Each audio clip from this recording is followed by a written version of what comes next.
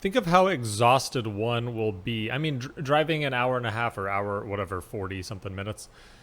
That's already pretty long time just to be sitting in a car, comfortable, driving along the road. Imagine racing going an average of 131.7 miles per hour for that amount of time.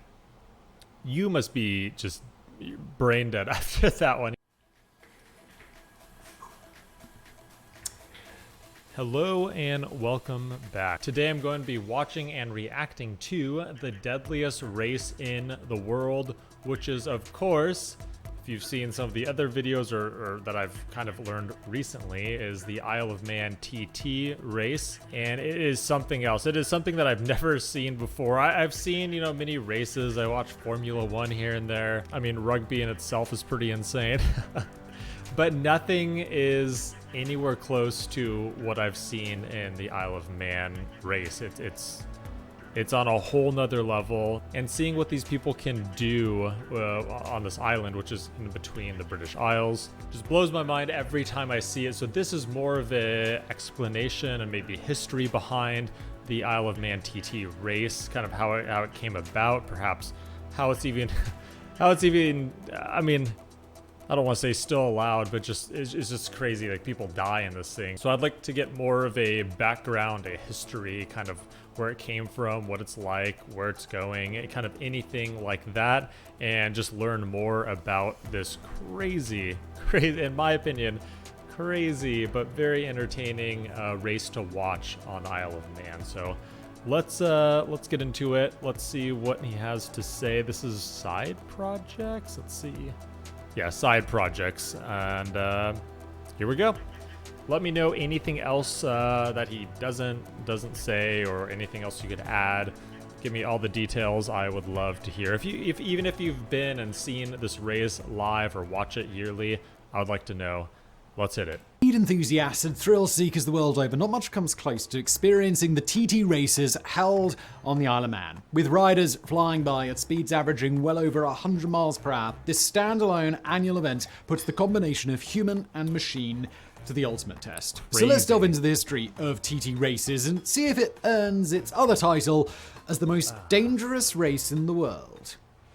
That guy just took out that sign. He just obliterated that sign with his body. Crazy. Crazy.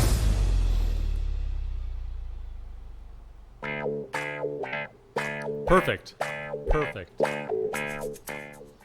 The Isle of Man is a small island located between Great Britain and Ireland in the Irish Sea. It covers an area of 572 square kilometres, that's 221 square miles, and at the end of May every year, it hosts an international motorcycle event that takes place on its public roads. You might think that the TT stands for time trial. It doesn't. While the TT races are held in a time trial format, TT actually stands for Tourist Trophy. Originally, this referred to the trophy that winners who were not local to the racetrack could win, but in time it came to refer to specific races in a series. While Tourist Trophy races for cars predate those for motorcycles by a few years, the TT races held on the Isle of Man were the first Tourist Trophy motorcycle races. The first two-wheel TT race was held on the island in 1907 with 25 riders on a variety of motorcycles battling it out over 10 laps of the St. John's course, which was 15.8 miles or 25.4 kilometers long. This anti-clockwise course contained hairpin bends, long straights, and checkpoints with names such as Devil's Elbow.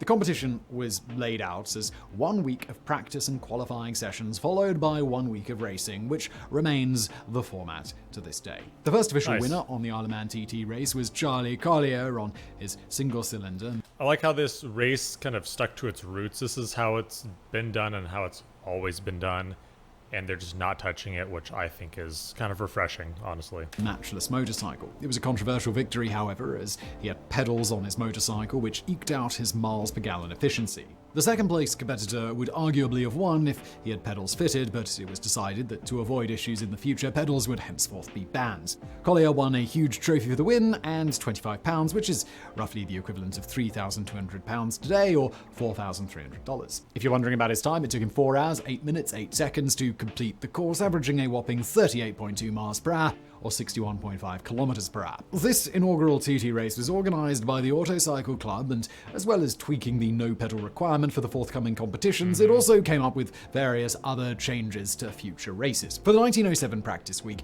the roads of the course were still open to the public, leaving some areas very muddy and others very dusty. In what turned out to be an unwise move, the organizers decided to spray parts of the course with an acid solution to try and keep the levels of dust down. As well as not doing anything at all to help with the dust issue, the acid solution also burned through the racer's clothes, making this one aspect of the TT that was not repeated in subsequent years. The race was held on the St. John course until 1911, when it transferred to the much longer mountain course, also known as the Snaffle Mountain Course. The bike classes also changed slightly with the introduction of the Junior TT race for 350cc motorcycles and the main event Senior TT for 500cc bikes. The original version of the mountain course was 37.4 miles, about 60 kilometers long, but it was slightly adjusted in 1920 to the current length of 37.73 miles, or about 61 kilometers. The course starts at Douglas, the capital town of the island, heads west and then north through Ramsey before heading back south to Douglas again. This includes a 7-mile climb to push the limits of the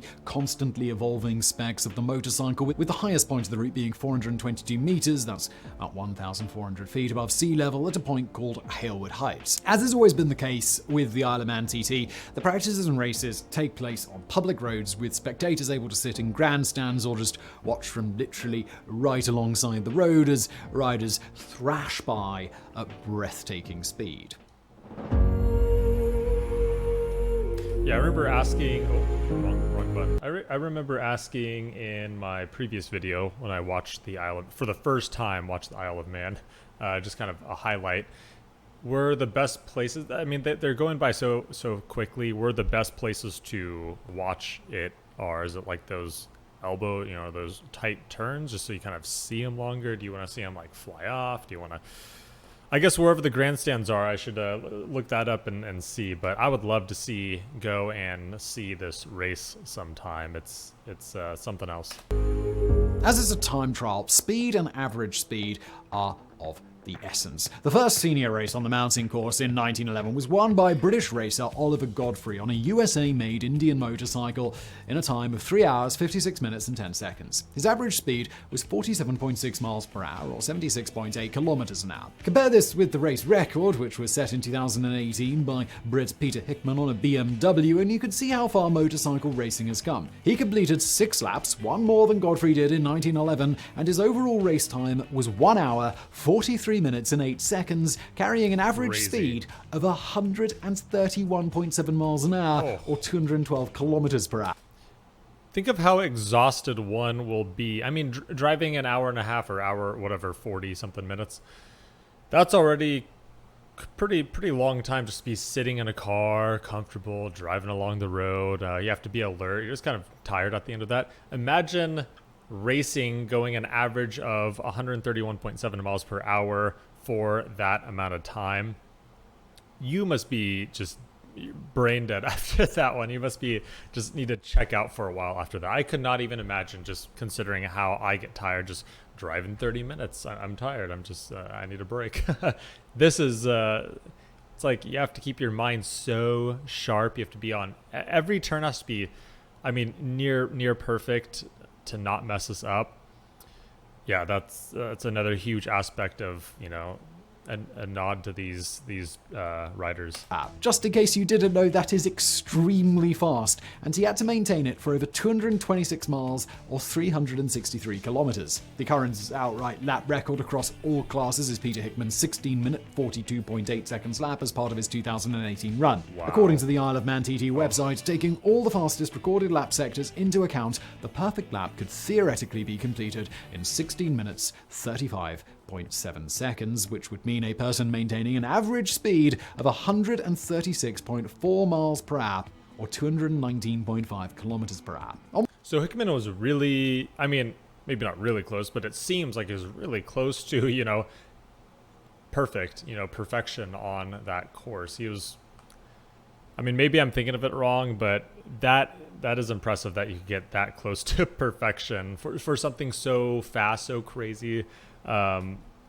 as this. On modern bikes, it's not unusual to see riders blast by at over 200 miles per hour or 320 kilometers per hour on some straights. Remember though, that the course is long and 6 laps needs to be completed to finish the race, usually including 2 pit stops for fuel and rear tire changes. Different races for different bike classes have been introduced over the years, from superbikes to ultra lightweight to even a motorcycle and sidecar race which started in 1923. The TT is not only a test of speed, but also of physical stamina and mental concentration. These riders are sometimes going for over an hour and a half, twice as long as a MotoGP race. The Isle of Man TT has always been seen as one of the pinnacle events of motorcycle racing, the ultimate road race, and it's taken place every year since 1907, apart from breaks for both world wars. It was cancelled for non-war reasons for the first time in 2001 when an outbreak of foot and mouth disease was sweeping across the UK, and it was considered too risky to try and disinfect the expected 40,000 incoming riders, spectators,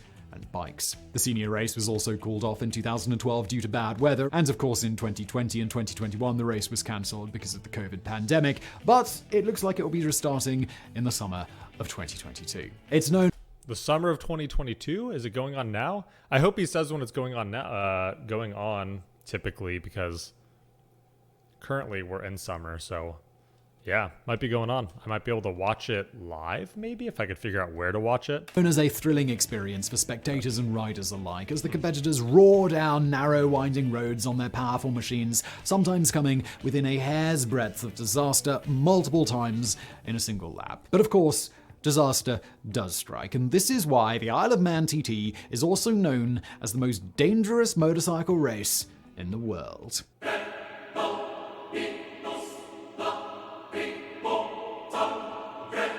Unfortunately, as the course got more challenging and the motorbikes got more powerful, the chances of fatal accidents also went up. Remember that the race is held on normal, narrow roads, so there's no luxury of a runoff area to swerve into if you misjudge a corner. Remember, some of these riders are going around corners at upwards of 130 miles an hour or 209 kilometers per hour. The road surface itself is not a uniformly even smooth racing surface. It's a public road with all the unevenness and changes in surface type that this entails. There are even humps and bridges that send riders several feet into the air, and everything has to be tackled with pinpoint accuracy and concentration. In this ultimate test of speed, if you misjudge the slightest bend, you're likely to end up in a hedge, in a lamppost, or in someone's wall. And with over 250 corners, bends, and kinks per lap, there's a lot of judging that needs to be done. It's estimated that it takes an experienced rider about 3 years to fully memorize this course, and it's rare that a year goes by which doesn't claim at least one victim. Even MotoGP superstar Valentino Rossi backed slowly away from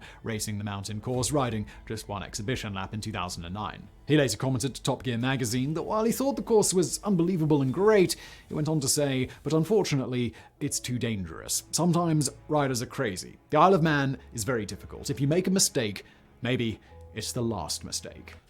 Yeah, I mean, it seems kind of true. Yeah, if you make a mistake on those 250 turns and bends and everything like that, could very well, 130 miles per hour on average, even if you're going 50 miles per hour, you could just hit hard and bad.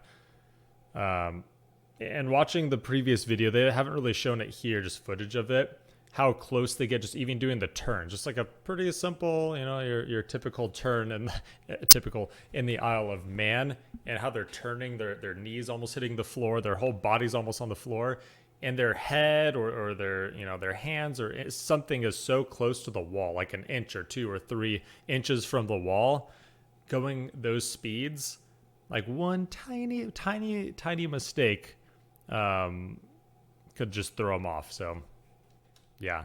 The first fatality was in 1911, the year that the TT upgraded to the new mountain course. Victor Surridge died after crashing his Rudge Whitworth motorcycle during a practice session. He was to be the first of many. In fact, until a fatal accident between a competitor and a van led to a rule change in 1928, the roads weren't even closed for practice week, leaving competitors to chance their luck not only against the course, but also against daily traffic. Since the competition started 115 years ago, 260 riders have lost their lives on the mountain course, either competing in the TT race or the Manx Grand Prix. The deadliest year for riders in the TT race came in 1970, when 3 riders were killed in accidents during practice, and a further 3 died during races the following week, including rising Spanish star Santiago Herrero, who died from injuries following an accident on his last lap.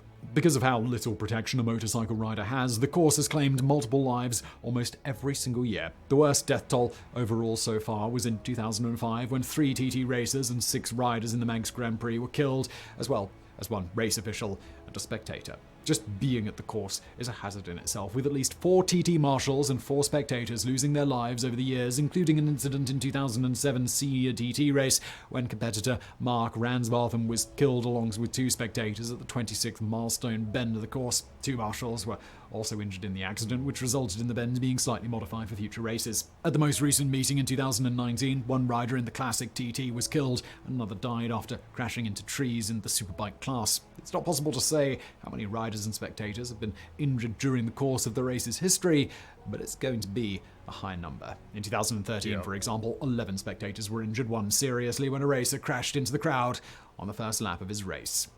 Oh. And what other race or sport? He said this was the most dangerous race in motorcycle race. Is there? I'm trying to think of what would be more dangerous than this. He said specifically motorcycle race. So I don't know if this is just it or if there's something else that's just known for being like this. Like these people are truly just like crazy to compete and fight and pretty much. And risk their lives in, but I thought that was interesting that this might not be the most dangerous race or I guess sport or event in the world. Let me know. Wow.